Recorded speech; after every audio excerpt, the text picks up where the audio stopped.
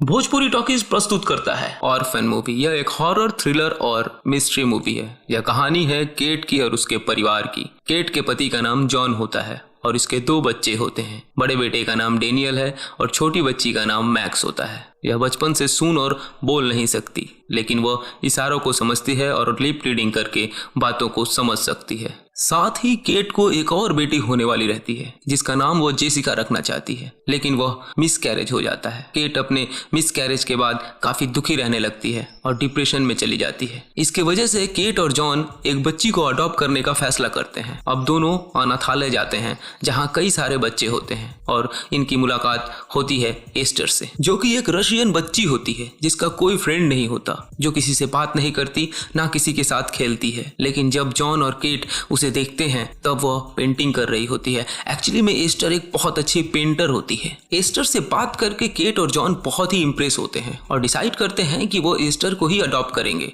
और अनाथालय के केयर टेकर के पास जाते हैं जिसका नाम एबिगेल होता है। एबिगेल उन्हें बताती हैं कि एस्टर एक बहुत ही समझदार बच्ची है और किसी भी काम को बहुत अच्छे तरीके से करती है और इसे देखकर लगता है कि वह अपने उम्र के बच्चों से बहुत मैच्योर है। साथ ही उन्हें बताती हैं कि एस्टर जिस परिवार से आई है वह परिवार घर में आग लगने की वजह से मारा गया, लेकिन एस्टर किसी तरह से बच गई और तब से यह हमारे पास ही है। केट और जॉन एस्टर को अपने साथ घर लाते हैं जहाँ उनकी बेटी मैक्स एस्टर को देख के बहुत खुश हो जाती है क्योंकि उसके साथ खेलने के लिए एक नया फ्रेंड मिल गया होता है। लेकिन डेनियल एस्टर को पसंद नहीं करता क्योंकि एस्टर के कपड़े पहनने का तरीका उसे पसंद नहीं आता और ना ही उसका व्यवहार। अब जॉन और केट एस्टर का एडमिशन डेनियल के स्कूल में करवा देते हैं जहां एक बच्ची कपड़ों को लेकर उसका मजाक उड़ाती है, लेकिन एस्टर उसे कुछ नहीं कहती, बस घूरती रहती है। और वहीं घर पर यह दिखाया जाता है कि डेनियल अपने गन से प्रैक्टिस कर रहा है और जिस जगह पे वो निशाना लगा रहा है उसके ऊपर आके एक कबूतर बैठता है और डेनियल उस कबूतर पर निशाना लगा देता है जिससे कबूतर घायल हो जाता है और जमीन पर गिर जाता है। डेनियल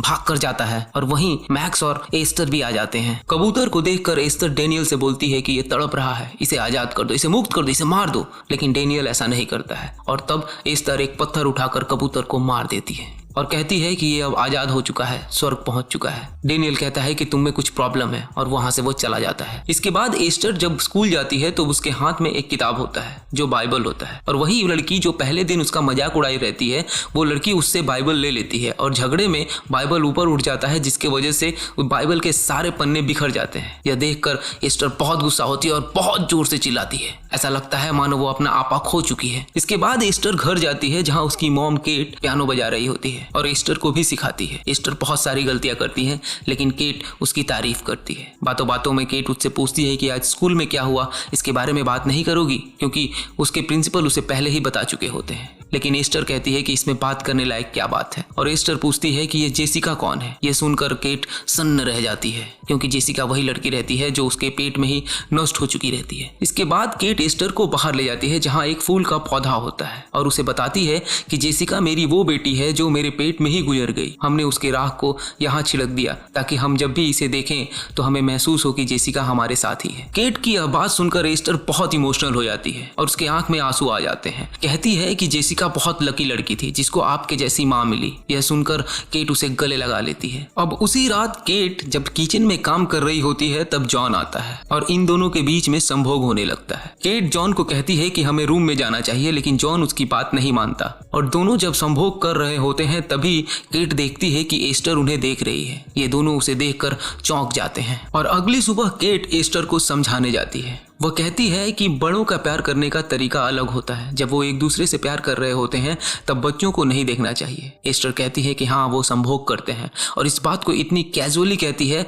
कि केट यह बात को सुनकर दंग रह जाती है। तभी उसे शक होता है। यह बात वह जॉन से भी करती है। जॉन उससे कहता है कि शायद उसने स्कूल में ये बात सुनी होगी, परंतु केट कहती है कि जिस तरह से उसने इस शब्द का इस्तेमाल किया जरूर उसे इसका मतलब भी पता होगा। हमें इसे साइकियाट्रिस्ट को दिखाना चाहिए क्योंकि इसके बारे में हमें ज्यादा नहीं पता है। हमें सिर्फ यह पता है कि जिस परिवार से यह आई है उसका परिवार खाना खाते हुए जलकर मर गया। लेकिन जॉन इन सब बातों पर ज्यादा ध्यान नहीं देता। वो कहता है कि तुम ज्यादा सोच रही हो, ऐसा कुछ नहीं है। अब अगले सुबह जॉन, एस्टर और जॉन की छोटी बेटी मैक्स तीनों पार्क में जाते हैं और वहां एस्टर की क्लास की वो लड़की भी रहती है जो उसे क्लास में परेशान करती है। जब वो झूले के ऊपर रहती है तो एस्टर उसे धक्का दे देती है जिससे वो नीचे गिर जाती है और उसके पैर की एड़ी टूट जाती है और 6 टांके भी लगते हैं और यह घटना मैक्स देख लेती है। घर पर जब जॉन एस्टर से पूछता है कि क्या क्या तुमने उसे धक्का दिया, तब वो मना कर देती है। जब केट मैक्स से पूछती है इस घटना के बारे में तो वो बोलती है ना उसका अपने से पैर फिसल गया और वो गिर गई। दरअसल मैक्स और एस्टर आपस में बहुत घुल मिल गए थे,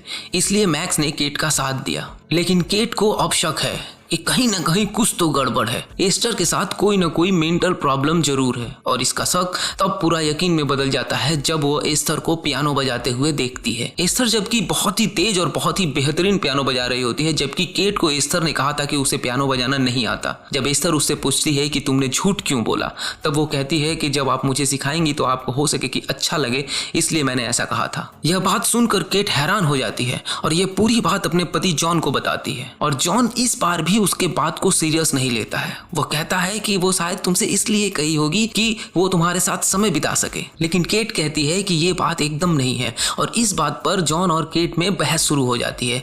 यह देखकर एस्टर बहुत खुश होती है। आगे दिखाते हैं कि केट और जॉन से मिलने वही नन आती है जहां से उन्होंने एस्टर को गोद लिया था। नन कहती है कि उससे शायद कोई गलती हुई है, क्योंकि उसने एस्टर के पुराने स्कूल से पता लगाया तो पता चला कि स्कूल में एक बच्ची होती है जिसके हाथ में एक कैंची होती है और बच्ची गिर जाती है, जिसकी वजह से कैंची उसके मुंह के अंदर तक घुस जाती है और वहां पे एस्टर को खड़ा पाया जाता है। जहां भी कोई भी घटना होती है, जहां गलत होता है, वहां एस्टर को पाया जाता था। इस बात पर जॉन कहता है कि इससे क्या साबित होता है, ये तो छोटी मोटी बात है, ये सब तो अक्सर होता रहता है। तब नन बताती है कि एस्टर जिस परिवार से आई है वो पूरा परिवार आग लगने की वजह से जलकर मर गया था। बाद में इन्वेस्टिगेशन में पता चलता है कि आग लगी नहीं थी बल्कि लगाई गई थी। तब जॉन कहता है कि आपका कहने का मतलब क्या है कि एक 9 साल की बच्ची ने अपने पूरे परिवार को जला के खाक कर दिया। नन कहती है कि मैंने ऐसा बहुत बार सुना है और पढ़ा भी है कि जहां एक बच्चे ने अपराध किया हो, परंतु जॉन पर नन की बातों का कोई असर नहीं होता है। लेकिन केट को इस बात पर विश्वास भी है और उसे डर भी है,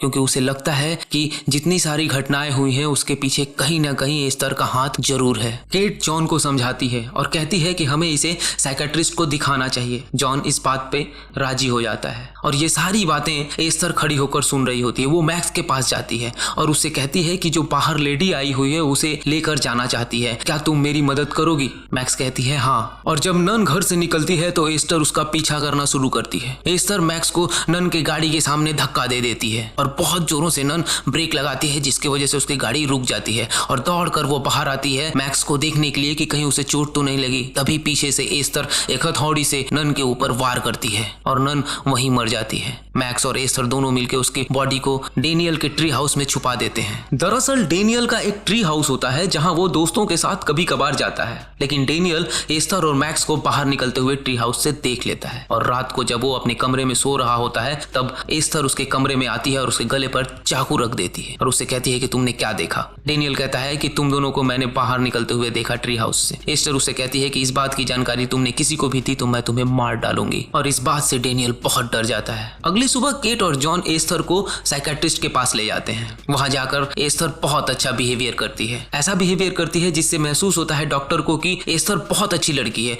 वो एकदम नॉर्मल लड़की है और कहीं ना कहीं प्रॉब्लम केट में है क्योंकि वो पहले अल्कोहलिक जो होती है। और वहीं पुलिस को नन की बॉडी मिलती है, लेकिन वो ट्री हाउस में नहीं मिलती क्योंकि डेनियल एस्टर को देख चुका था, इसलिए एस्टर बॉडी को कहीं और रख दी होती है। पुलिस केट और जॉन को बताती है कि नन का किसी ने कत्ल कर दिया। ये बात सुनकर केट और डर जाती है और तब केट इंटरनेट पर सर्च करना शुरू कर देती है कि एंटी सोशल पर्सनालिटी डिसऑर्डर क्या है और इसमें उसे ऐसी ऐसी बातें पता चलती है जो सारी बातें एस्टर के साथ मैच करती हैं। और जब ये बात केट जॉन को बताती है तब जॉन उसकी बातों पर विश्वास नहीं करता। उसके हिसाब से एस्टर सिर्फ एकमात्र 9 साल की बच्ची है। उसे लगता है कि सारी प्रॉब्लम केट में है क्योंकि वो पहले बहुत अल्कोहलिक होती है और वो अपना ख्याल ठीक से नहीं रखती। इसके बाद दिखाते हैं कि केट अपने बच्चों से पूछती है कि क्या तुम लोगों ने कुछ अजीब देखा है एस्टर के बारे में, क्या कोई ऐसी बातें तुम्हें पता है जो हमें नहीं पता? लेकिन उसके दोनों बच्चे मना कर देते हैं, कहते हैं नहीं ऐसा तो कुछ भी नहीं है, सब कुछ नॉर्मल है। और वहीं एस्टर अपने पिता जॉन के साथ बैठी होती है और जॉन से कहती है कि मैंने पूरी जिंदगी आपके जैसे पिता का इंतजार किया, आप बहुत अच्छे हैं। जॉन कहता है और मम्मी भी कहती है नहीं माँ आपके जैसी अच्छी नहीं। जॉन कहता है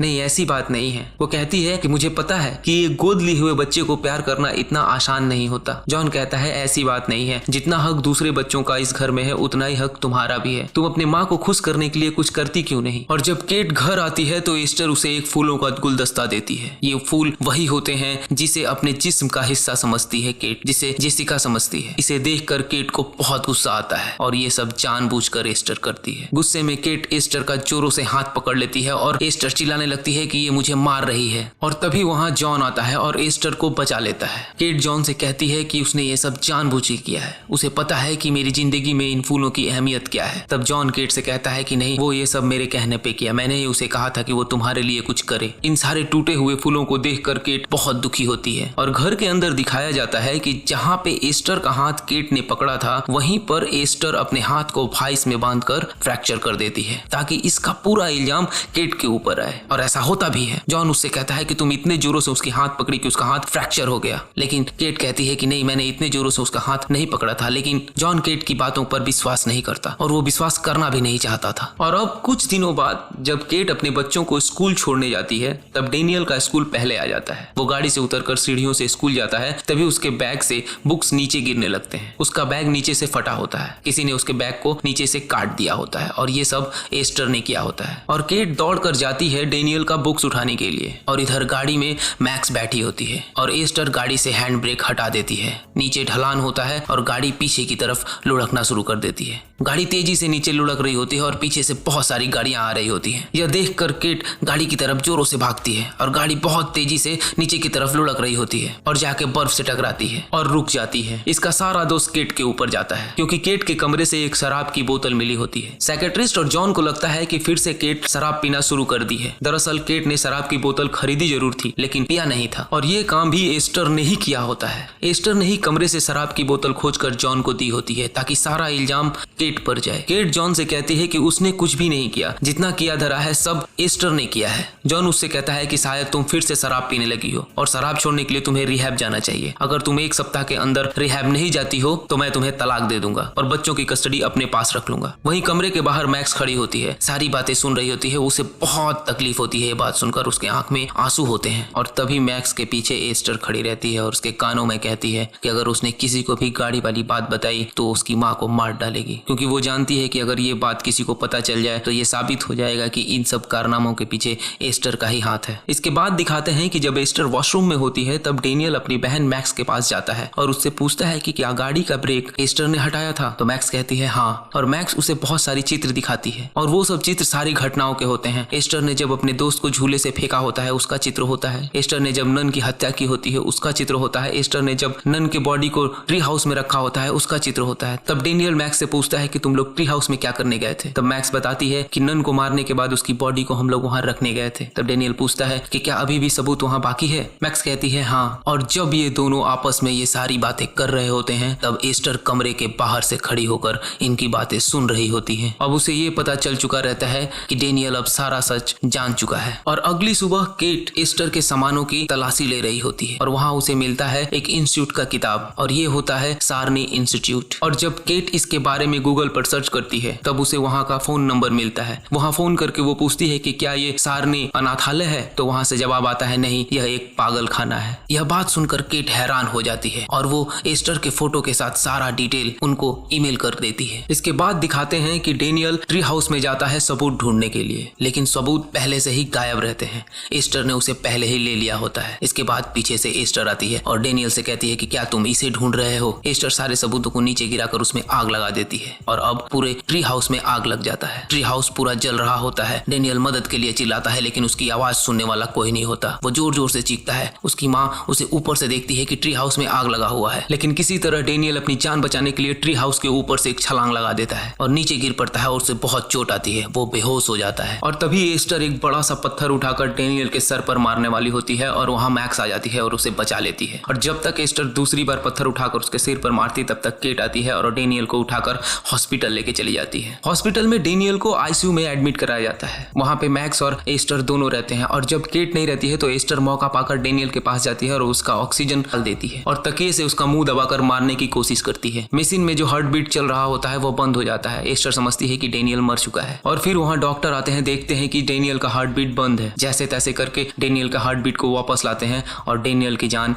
बच जाती है। लेकिन केट को पता होता है कि ये सब एस्टर ने किया होता है। वो उसके पास जाती है, उसे थप्पड़ मारती है, लेकिन जॉन और हॉस्पिटल के स्टाफ उसे रोक देते हैं। इसी दौरान केट की मोबाइल गिर जाती है और उस पर एक कॉल आ रहा होता है और ये कॉल होता है उसी पागल खाने का और केट उनसे बात नहीं कर पाती। इन सब के दौरान केट का तबीयत भी बिगड़ जाता है, उसे भी हॉस्पिटल में एडमिट करना पड़ता है। तब वहाँ जॉन आता है और कहता है कि मैं मैक्स और एस्टर को घर ले जा रहा हूँ। केट कहती है कि एस्टर और मैक्स को एक साथ मत रखना, लेकिन जॉन उसकी बातों पर विश्वास नहीं करता। घर पहुंचकर जब मैक्स अपने कमरे में सो जाती है तब एस्टर बड़ों के जैसे कपड़े पहनकर और मेकअप लगाकर जॉन के पास आती है, जो पहले से ही शराब पिया हुआ रहता है। वो उसके पास बैठती है और उसे सेड्यूस करती है, यानी कि उसे संभोग करने के लिए उत्साहित करती है। लेकिन जॉन उसे डांटता है, उसे अपने पास से हटा देता है। एस्टर उससे कहती है कि तुम बच्चों की तरह बात मत करो। अब जॉन को ये समझ में आता है कि उसकी पत्नी जो एस्टर के बारे में बोल रही थी वो एकदम सही बोल रही थी। उसके बाद वो कहता है कि तुम जाओ अपने कमरे में जाओ, मैं कल्नन के पास जाऊंगा, तब डिसाइड होगा कि तुम यहाँ पे रहोगी कि नहीं रहोगी। एस्टर अपने कमरे में ऊपर चली जाती है, वहां जाकर खूब रोती है। हॉस्पिटल में दिखाते हैं कि केट को उसी पागलखाने से एक डॉक्टर का फोन आता है। डॉक्टर केट से कहता है कि जो तुमने मुझे डिटेल्स भेजे थे एस्टर के वो मुझे मिल चुके हैं, क्या वो तुम्हारे साथ है? केट जवाब देती है नहीं, वो मेरे हस्बैंड के साथ घर पे है। डॉक्टर कहता है कि अपने हस्बैंड को कॉल करके कहो कि अपने बच्चों के साथ घर से निकल जाएं और साथ में पुलिस को भी फोन करो। केट कहती है कि नहीं, मेरे हस्बैंड मेरे पे विश्वास नहीं करते, वो मेरी बात नहीं मानेंगे। तब डॉक्टर केट को बताता है कि एस्टर कोई बच्ची लड़की नहीं है, बल्कि वो 33 साल की एक मैच्योर्ड महिला है। केट कहती है कि नहीं, वो तो सिर्फ एक 9 साल की बच्ची है, हमने उसे गोद लिया है। डॉक्टर कहता है कि उसे एक तरह की बीमारी है जिसे रेयर हार्मोन डिसऑर्डर कहते हैं। इसमें लोगों को एक तरह से बौनापन आ जाता है, उनकी उम्र तो बढ़ती है लेकिन वो एक छोटे बच्चे की तरह दिखते हैं। और ठीक यही बीमारी एस्टर के साथ है। और एस्टर का असली नाम लीना है। एस्टर ने इससे पहले 7 लोगों का मर्डर भी किया है। इससे पहले भी उसने एक फैमिली को फंसाया था, उन्होंने उसे गोद ले लिया। और जब वो उस आदमी को अपने जाल में नहीं फंसा सकी जिसने उसे गोद लिया था, तब उसने पूरे परिवार को मार दिया और घर में आग लगा दिया। और डॉक्टर उसे ये भी बताता है कि एस्टर को गुस्सा बहुत है, इसीलिए वो हमारे पागलखाना में एडमिट थी। और जब हम उसे एक कमरे में बंद कर देते थे तब वो अपने कलाई और गर्दन पे काट लेती थी। मुझे तो हैरानी है कि आपने अभी तक उसके निशान देखे क्यों नहीं। दरअसल केट इसलिए वो निशान नहीं देख पाती थी क्योंकि वो हमेशा उसे ढक कर रखती थी। लेकिन केट को अब ये पता है कि उसके पति की और उसके बेटी की जान खतरे में है। वो हॉस्पिटल से घर की ओर निकलती है और घर में ये दिखाया जाता है कि जॉन एस्टर की पेंटिंग देख रहा होता है। पेंटिंग दिन में तो दिखाई नहीं देते थे, लेकिन रात को जब नीली लाइट जल रही होती है तो वो पेंटिंग बहुत ही वायलेंट दिख रहे होते हैं। तभी केट जॉन को फोन करती है और जैसे ही जॉन फोन उठाने जाता है लाइट चली जाती है। दरअसल ये कोई और नहीं बल्कि एस्टर ही कर रही होती है। और तभी एस्टर चाकू से जॉन के ऊपर हमला करती है और उसके सीने में चाकू उतार देती है। जॉन मर जाता है और जब केट घर में आती है तो देखती है उसके पति का मर्डर हो चुका है। लेकिन केट की बेटी मैक्स छुपी हुई होती है। एस्टर उसे ढूंढ रही होती है, परंतु एस्टर को पता चल चुका होता है कि केट भी घर में आ चुकी है। एस्टर के पास एक बंदूक होती है जिससे वो गोली चलाती है केट के ऊपर और गोली केट के कंधों पर लगती है और वो जख्मी हो जाती है। और अब केट छत पे चली जाती है जो शीशे से घिरा होता है। वो ऊपर से देखती है कि उसकी बेटी मैक्स झाड़ियों के पीछे छिपी हुई है और वहीं एस्टर आ जाती है। उसे पता चल चुका होता है कि यहाँ कोई ना कोई छुपा हुआ जरूर है और वो मैक्स को देख लेती है। उसके हाथ में गन होता है, वो बहुत सारी गोलियां मैक्स के ऊपर चलाती है लेकिन मैक्स बच जाती है। तभी ऊपर से शीशा तोड़कर मैक्स एस्टर के ऊपर कूद जाती है और दोनों बेहोश हो जाती है। मैक्स आती है, अपनी माँ केट को जगाने की कोशिश करती है